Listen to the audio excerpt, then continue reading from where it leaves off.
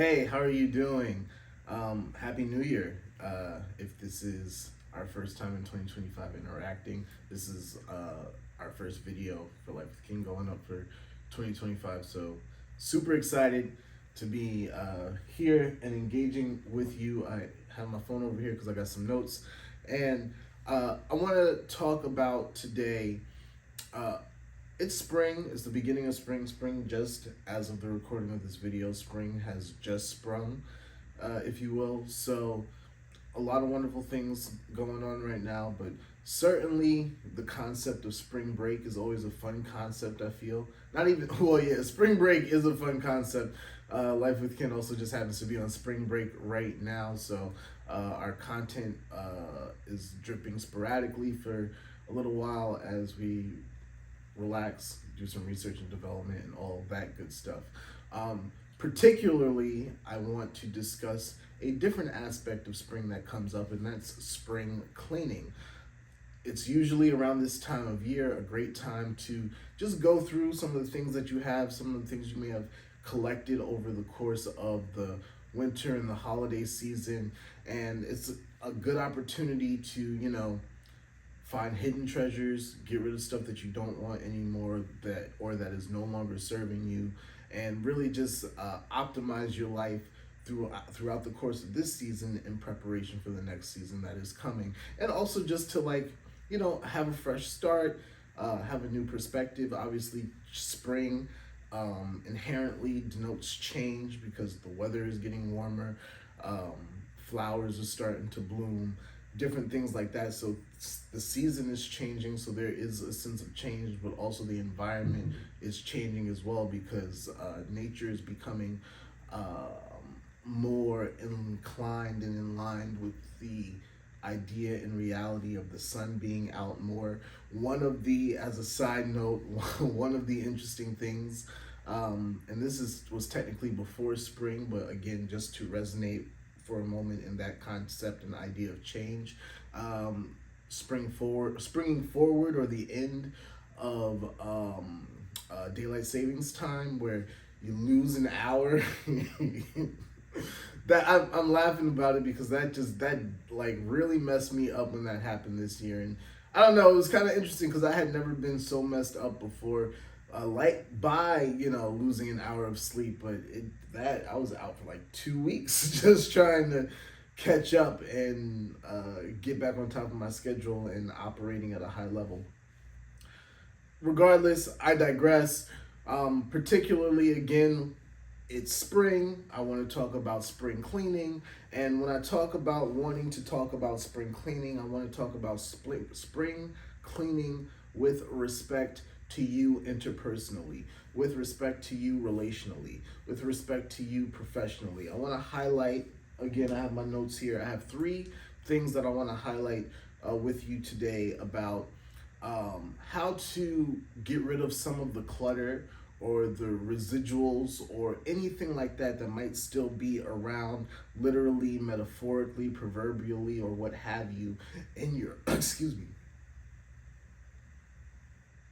I was going to ask if I was going to cut that out. We might leave that in.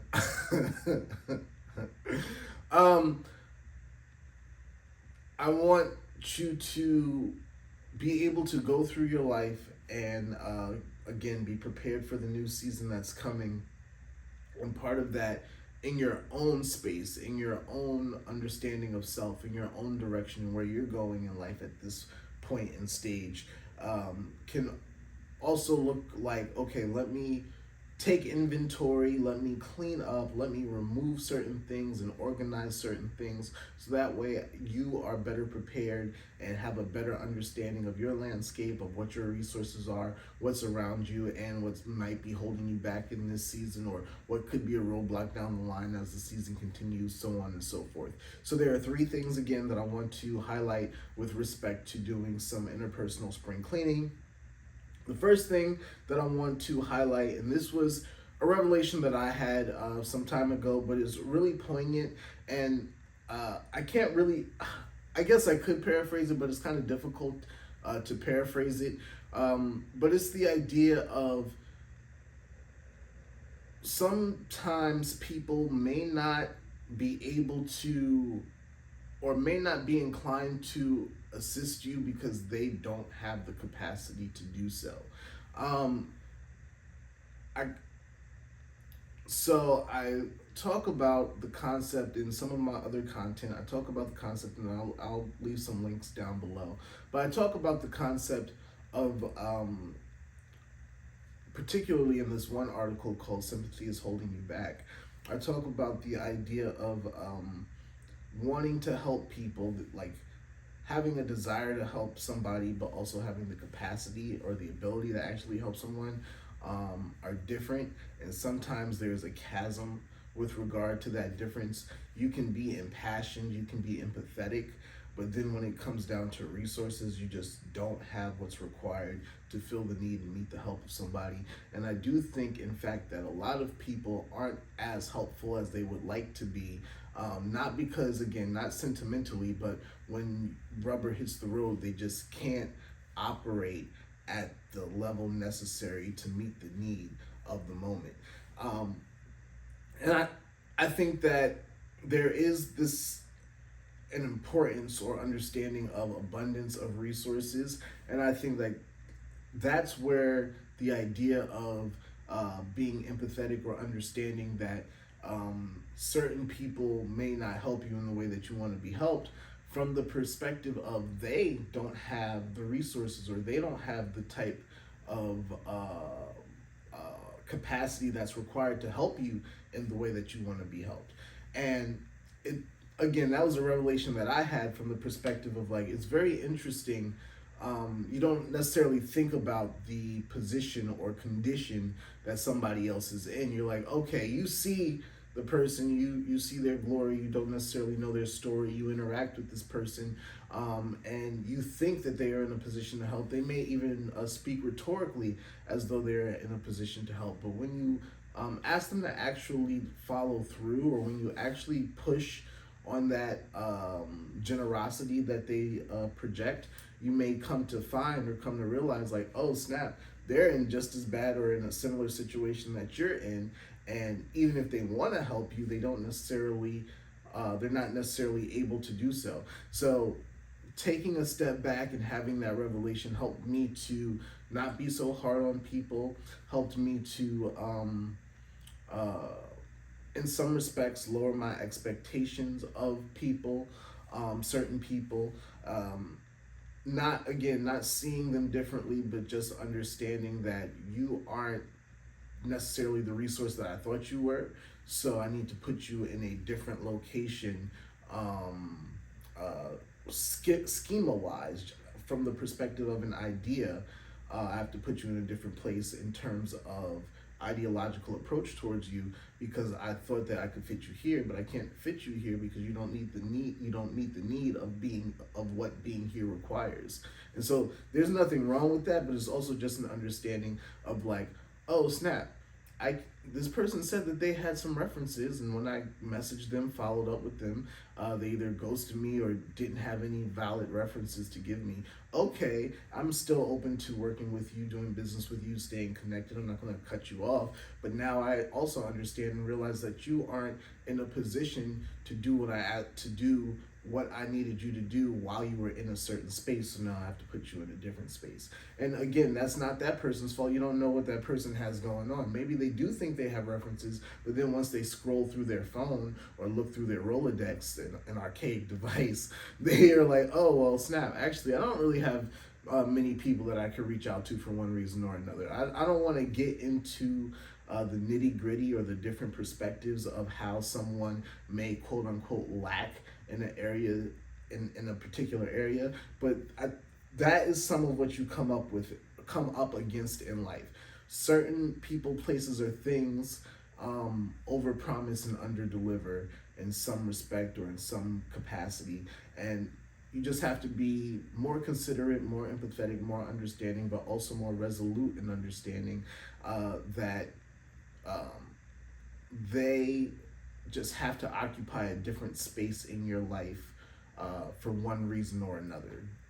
So again, I think that's an important idea to understand and take with you as you go throughout this season, and as you prepare your life for the future, and as you are getting your life together for the right now.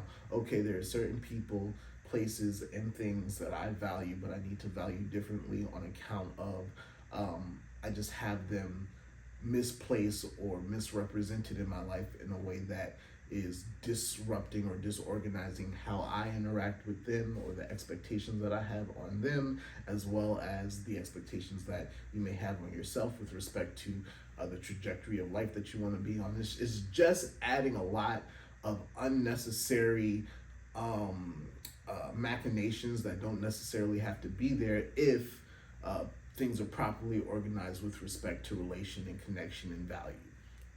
So, and I just want to drill that point home. It's not their fault.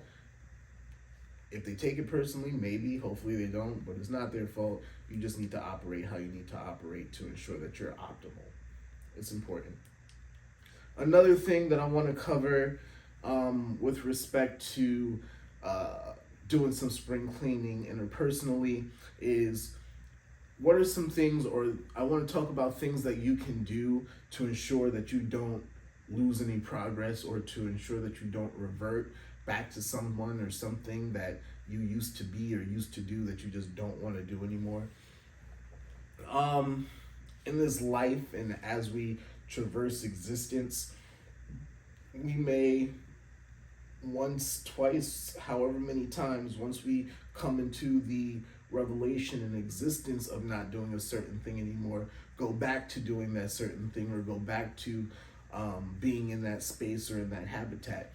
Again, that's just like a characteristic of life. Like, you know, sometimes, and I'm very sensitive to these words, but they fit the context of what I'm talking about. Sometimes you may relapse and have to, and just end up doing something that you don't like doing or wish that you weren't doing.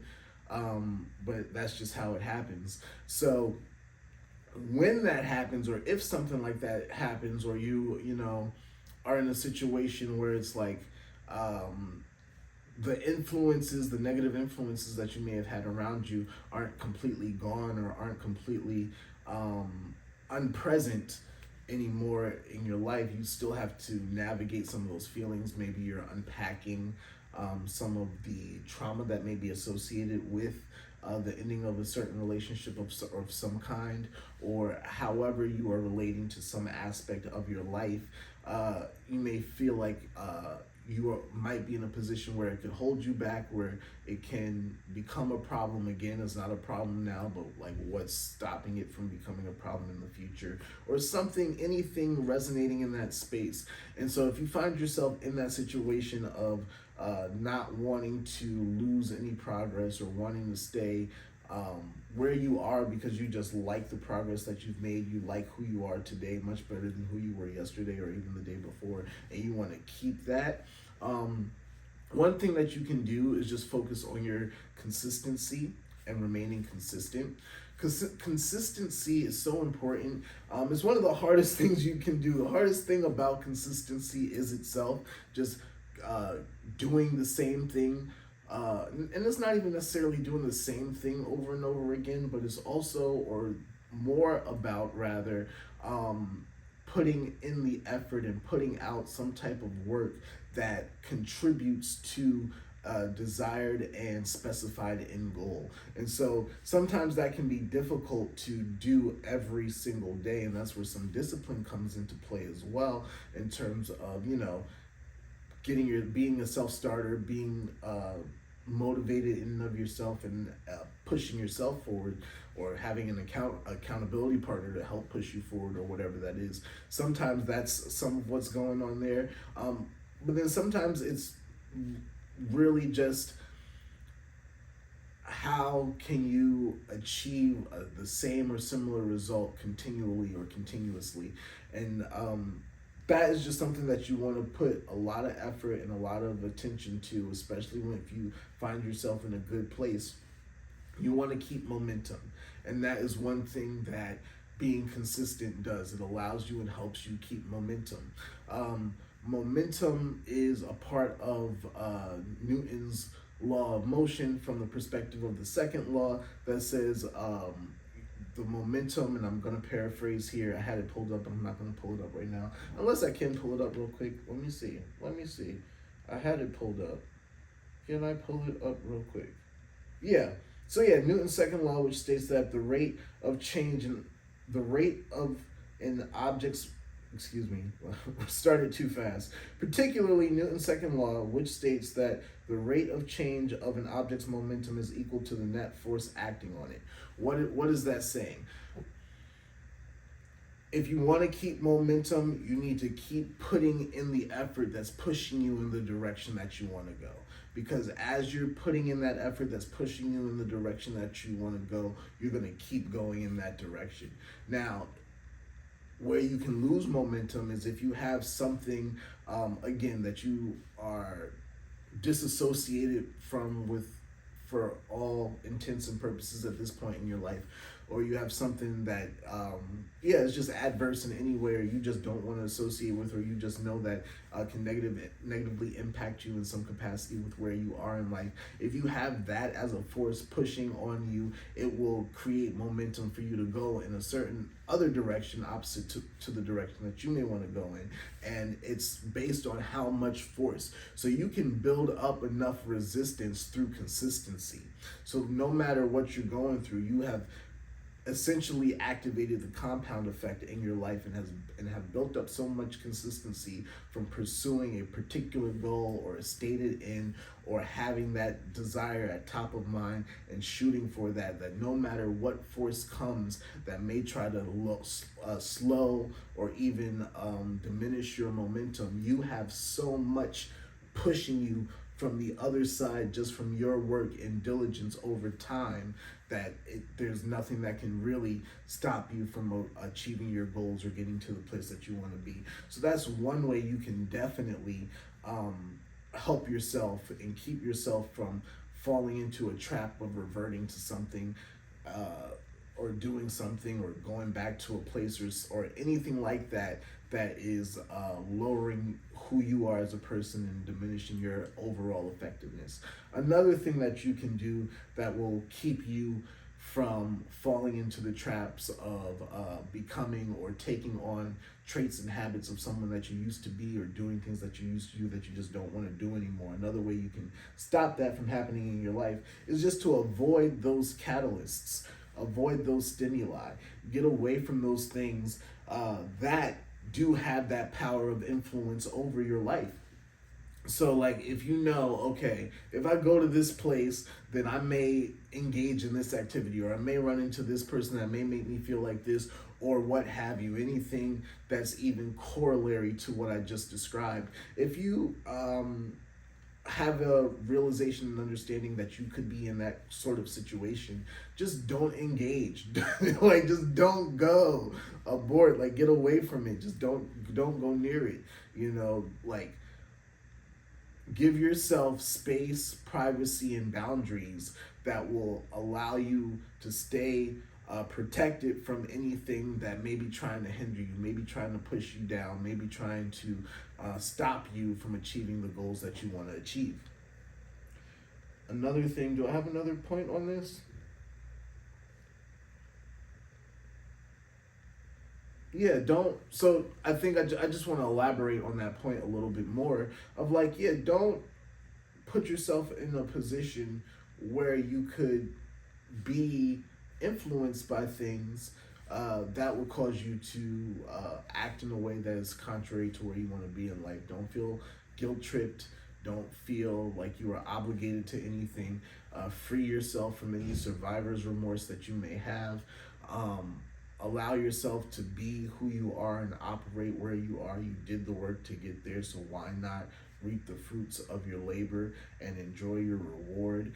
I know I've gone through a lot, and I don't want to have come through so much just to end up back where I came from, and like I said, you can do a lot to prevent that. And yeah, some of it, number one, again, is to remain consistent, but then also some of that is to have boundaries and get away and, isolate and protect yourself from things that may endanger you from the perspective of not falling into the trap or reversing and going in a direction that you don't want to go in. So, those are two things so far. I have one more thing to help you clean up your interpersonal life during this spring. Again, just to highlight them at the top. So, number one, be understanding and have some empathy, but also have some clear direction with respect to what resources you actually have available to you and who and what and where can actually help you in times that you may have a certain need. Be intentional about organizing what resources you have that meet certain needs in your life. That's number one. Number two, avoid reverting.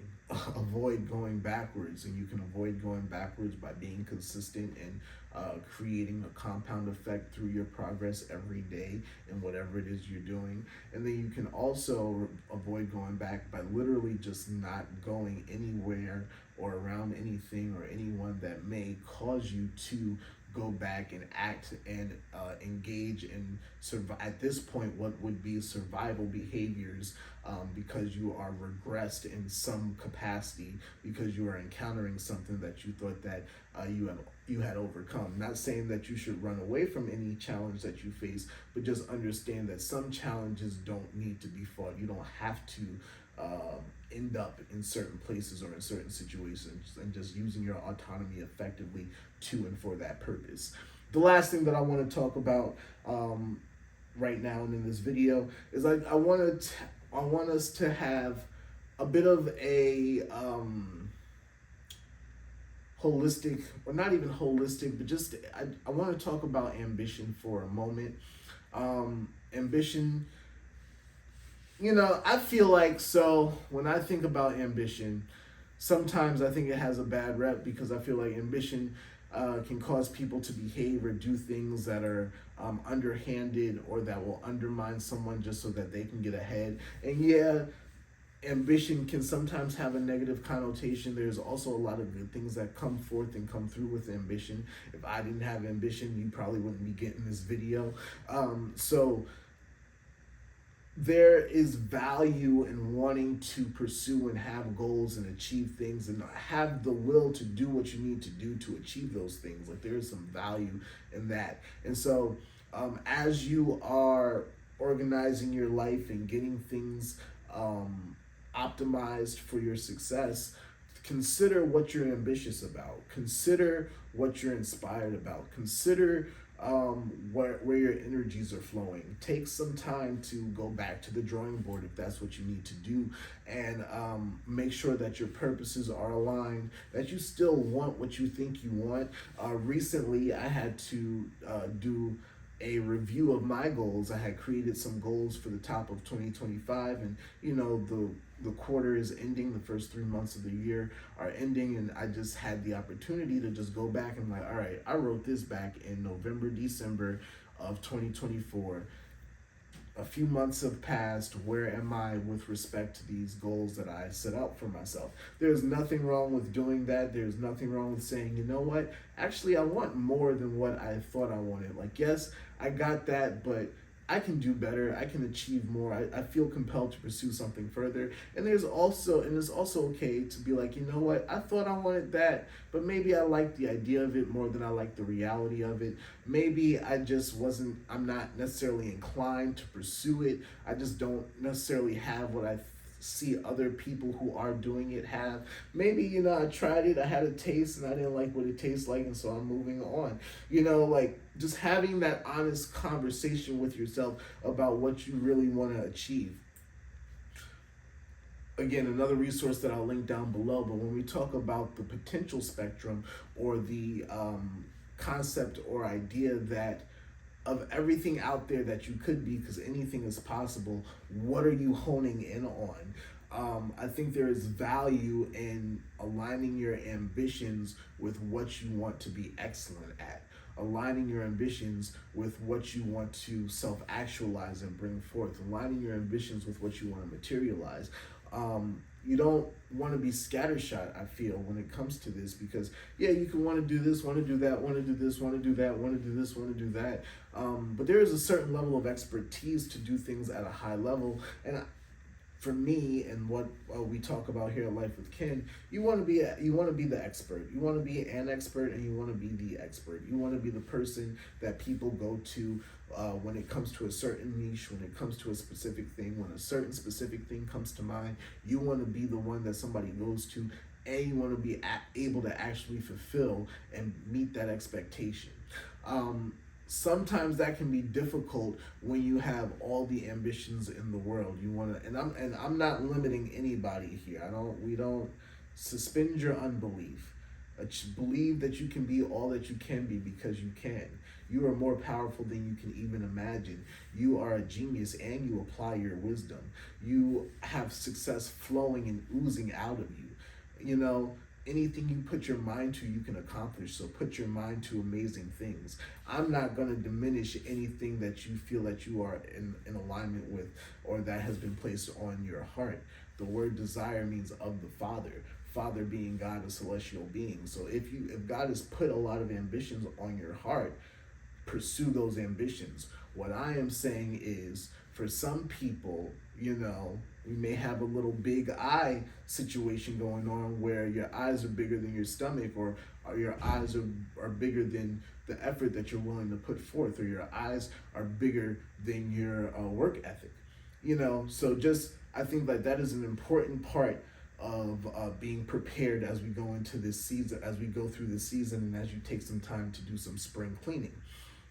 So with that, one more time, 3 things that I think that you can do to do some spring cleaning in your interpersonal, professional life, and in your development right now in 2025 in this spring season is: number 1, be more understanding of people, places, and things that may not be as resourceful as you thought they were, because again, they might be having similar resource issues that you're having, and everyone feels different and has different emotions when it comes to being able to do something or not being able to do something. So it can be a sensitive topic and subject too. So just be understanding to that. Like, everyone's in a different place, and you just have to be kind and do what you have to do, and go in the way that you have to go. It's one of those things that's just unfortunate, but it is what it is. Okay, you can't help me, so I got to go somewhere that can help me. That doesn't mean I don't care about you, but I can't let you occupy this space anymore. You know, like, who cares if you come off a little sideways? Don't do that if you can, but like, that is some of the energy with that point of just being more understanding of what is actually of true value and of a resource to you. So that's number 1. Number 2, avoid regressing, or avoid going back to some things or someone or some behavior or some place that isn't going to propel you forward. And you can do that by being consistent in the actions that are yielding the results that you like, and you can do that by not entertaining or not allowing yourself to become or to fall victim, rather, to some of those things that may easily ensnare you to engage in things that you don't want to engage with anymore. And then finally, take some time to just consider your ambitions. Are they too high? Are they too low? Do they need to be adjusted? Are you on track with what you want to achieve?